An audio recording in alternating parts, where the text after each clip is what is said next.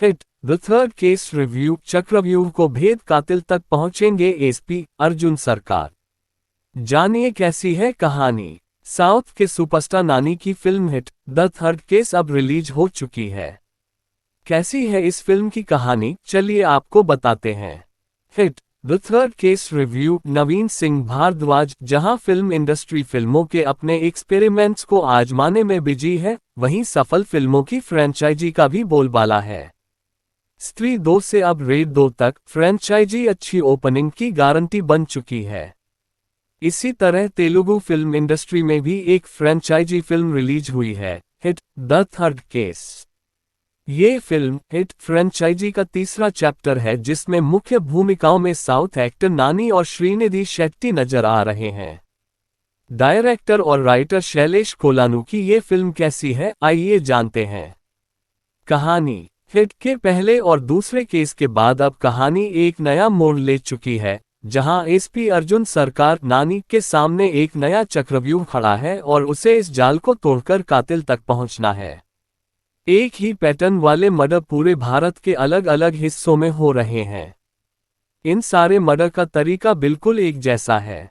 अब अर्जुन को ये गुत्थी सुलझानी है कि आखिर एक ही कातिल एक ही वक्त में अलग अलग जगहों पर एक जैसे मर्डर कैसे कर रहा है। अर्जुन जब तक एक राज्य में कातिल को पकड़ता है, तभी दूसरे राज्य से नए मर्डर की खबर आ जाती है। जाहिर है, ये मर्डर मिस्ट्री स्क्रीन पर अर्जुन को और थिएटर में दर्शकों को भ्रमित करने का पूरा दम रखती है। डायरेक्शन, एक्टिंग और music. Hit the first case और हिट द सेकंड केस के बाद राइटर डायरेक्टर शैलेश कोलानू अब अपने तीसरे चैप्टर के साथ लौटे हैं। पहले चैप्टर में जहां विश्वक सेन और रूहानी शर्मा नजर आए थे, वहीं साल 2022 में दूसरे चैप्टर में आदिवी शेष और मीनाक्षी चौधरी दिखे थे। अब तीसरे चैप्टर में नानी और श्रीनिधि शेट्टी मुख्य भूमिकाओं में हैं। डायरेक्शन और लेखन की बात करें तो शैलेश ने कहानी में सस्पेंस और थ्रिल भरपूर रखा है।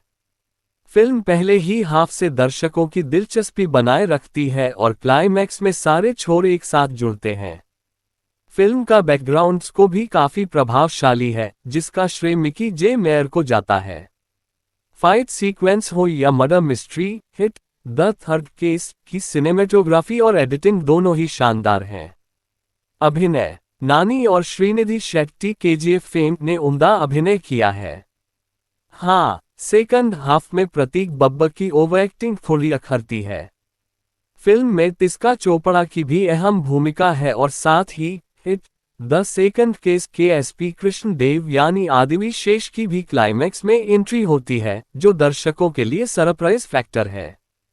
फिल्म जाते जाते अपने फोर्थ केस की घोषणा भी कर जाती है, जिसमें अब आगे की कहानी एसीपी वीरप्पन यानी एक्टर कार्थी के इर्द गिर्द घूमेगी।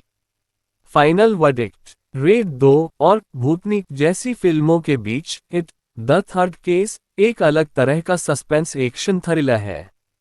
अगर आप साउथ सिनेमा, एक्शन और सस्पेंस के शौकीन हैं, तो ये फिल्म जरूर देख सकते हैं।